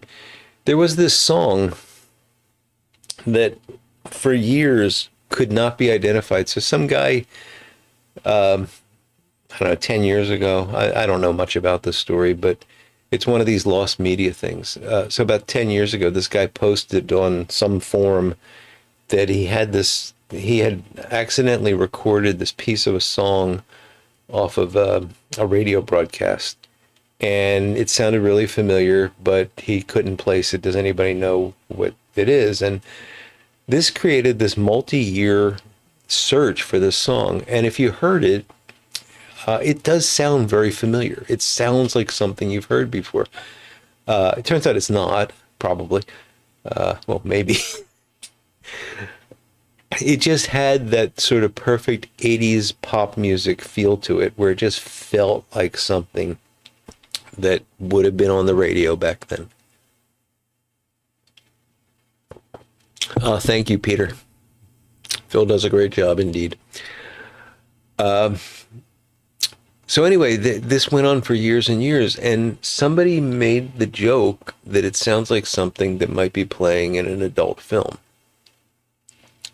And other people said, you're right. It might, it does sound like that. So they kind of had it pinned down based on the types of, and there was a lot of people investigating this. I mean, they were pulling it apart, listening to background sounds and trying to, all kinds of stuff. And they said that the type of synthesizers that were used, that probably puts it between this date and this date. And it was like a 3-year span. Somebody looked up and found out every adult film that was made between those two dates and watched them, which I just can't imagine how difficult that would have been. I guess he could have just listened to them. I hope he just listened to them. Even that would be difficult. And he actually found the song. It was an adult film, and it was just recorded for that film. It was never released. So apparently the original guy just wanted to know the name of the song, and he was embarrassed to say it's in this adult movie, so he just cut the audio out. But it's just such a funny, odd story that, so many people were so invested in this for so long. And yeah, it turned out it was from an adult film. Yeah. Sorry I don't have more information on it, but you look up Lost Media, that song, you'll find it.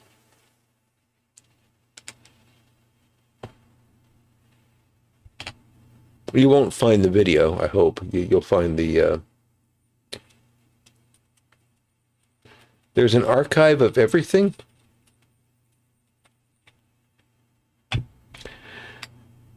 Got to be careful with that, Phil. Have you seen the movie Everything Everything All at Once in the Same Place or something like that? It was really popular a couple years ago. It actually won awards and stuff. Everything All the Time. I can't remember what it was called, but in that there's basically a giant black hole that's going to devour everything.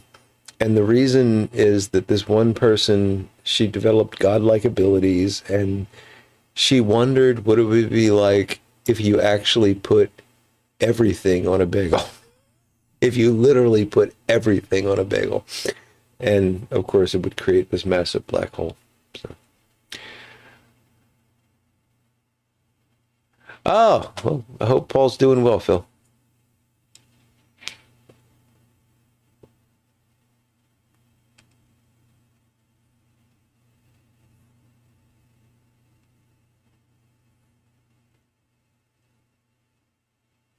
Everything Everywhere All at Once. Thank you, Father Chris. It's a good movie. I enjoyed it.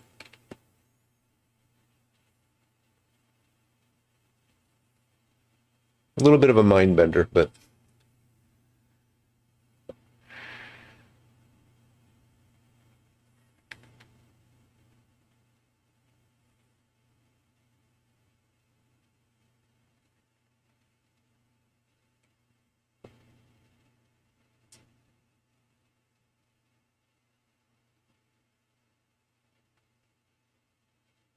so be careful if you're ever gathering everything.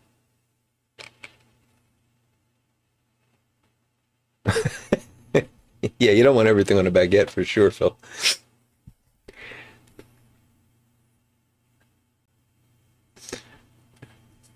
And I think it's a Stephen Wright thing, but I have this bad habit. Whenever someone asks me at a store if I found everything or do I have everything, I immediately think to myself, no, I left quite a bit back there.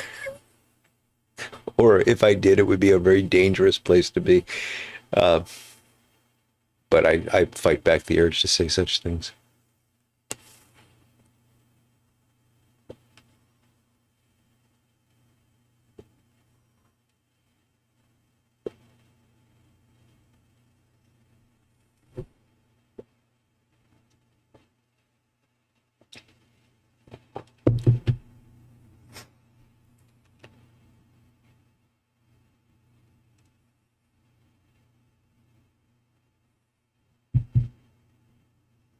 You're good at the oblivious, Phil. We appreciate it.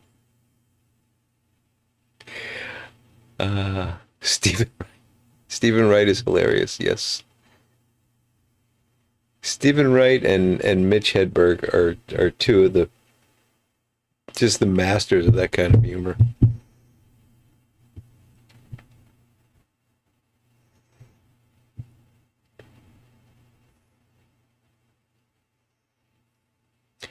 Mitch Hedberg said he bought a map to hang on the wall, and so that every place he visited he could put a pin in it, but he can't hang it on the wall because he hasn't been anywhere yet.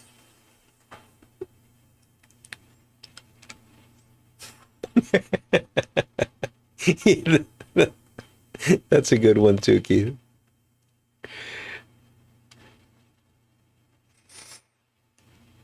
My favorite Stephen Wright routine is he's talking about he came home. I think he said he was drunk. It might have been just really late. I can't. When he was tired. I can't remember. Uh, he accidentally put his car key in the door and turned it, and the house started. So he drove it around for a while. He parked it by the side of the highway and yelled, "Hey, get out of my driveway!"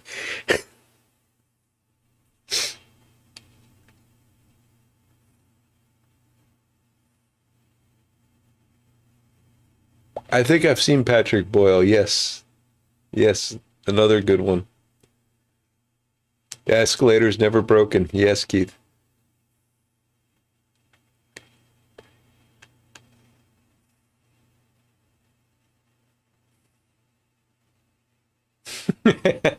Good one, Piper on the 45.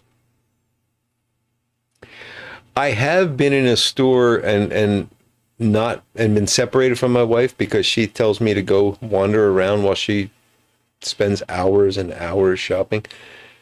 And I've been looking for her and I don't know where she is because she hides from me. And a clerk has come up and said, "Can I help you find anything?" And I have said yes, my wife, and they generally laugh.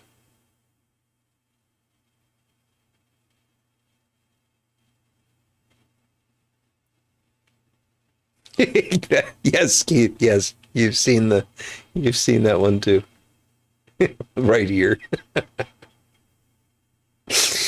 Uh,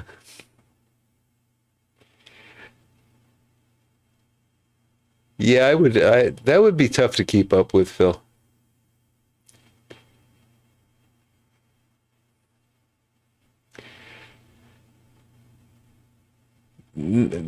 Creator, if I did any of that, I wouldn't be able to tell you about it.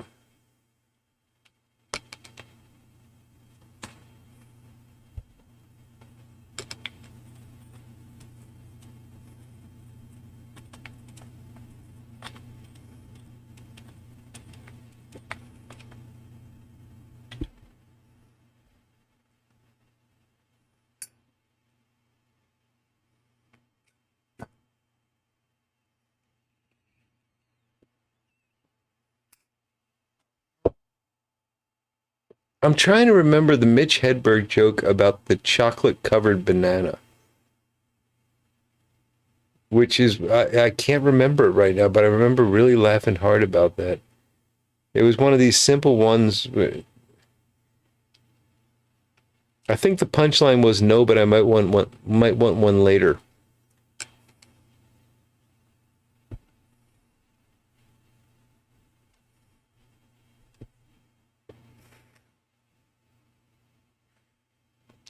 The Drifter's Discs.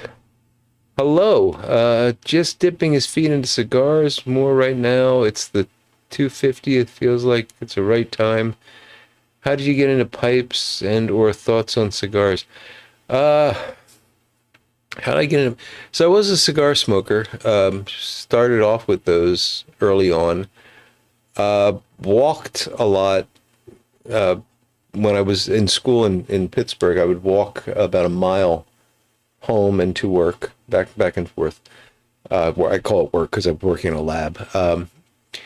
And in the winters in Pittsburgh, holding a cigar isn't comfortable. So I started smoking a pipe because of that and just fell in love with it. Uh, so that's my story. I'm sure everybody else has a different one. A lot of folks say it's because of a relative smoked a pipe, or a lot of folks got into it for thing because they were Tolkien fans and that kind of stuff. All different reasons. But if you're into cigars, it's a different experience because you get more unique flavor profiles with pipes. Um, Give it a try and stop by anytime. We're happy to answer questions here. We're a friendly group.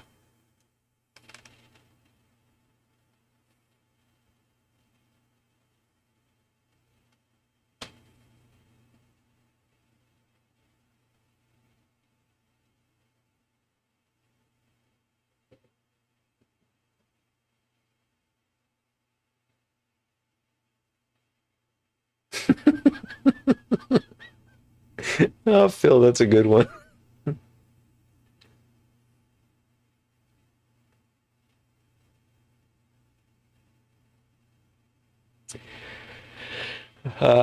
Well, folks, we have gone way over, and I appreciate you sticking with me. It's been fun. It's been a long week, been a great week, but I am tired. I'm going to go sleep, but I will be back on Sunday, and we're going to do two things on Sunday. It's going to be a long video, but I'm going to give you my impression of the gentleman caller, and then I'll sort of tell you all about the fishing trip. Not that it's that exciting. It's exciting to me, and I know some people are interested, so we will see. Um, you had both ways in a blizzard, Gary. That's pretty cool. Is it a record, Gordy? Well, darn it, we broke a record tonight. Congratulations, folks. You were all part of it. Couldn't have done it without you. All right, folks. Let's bring this to a close then. Again, I'll see you on Sunday. We'll be back next Friday. New tobacco of the month choice next Friday, so be sure to join in and get your vote counted.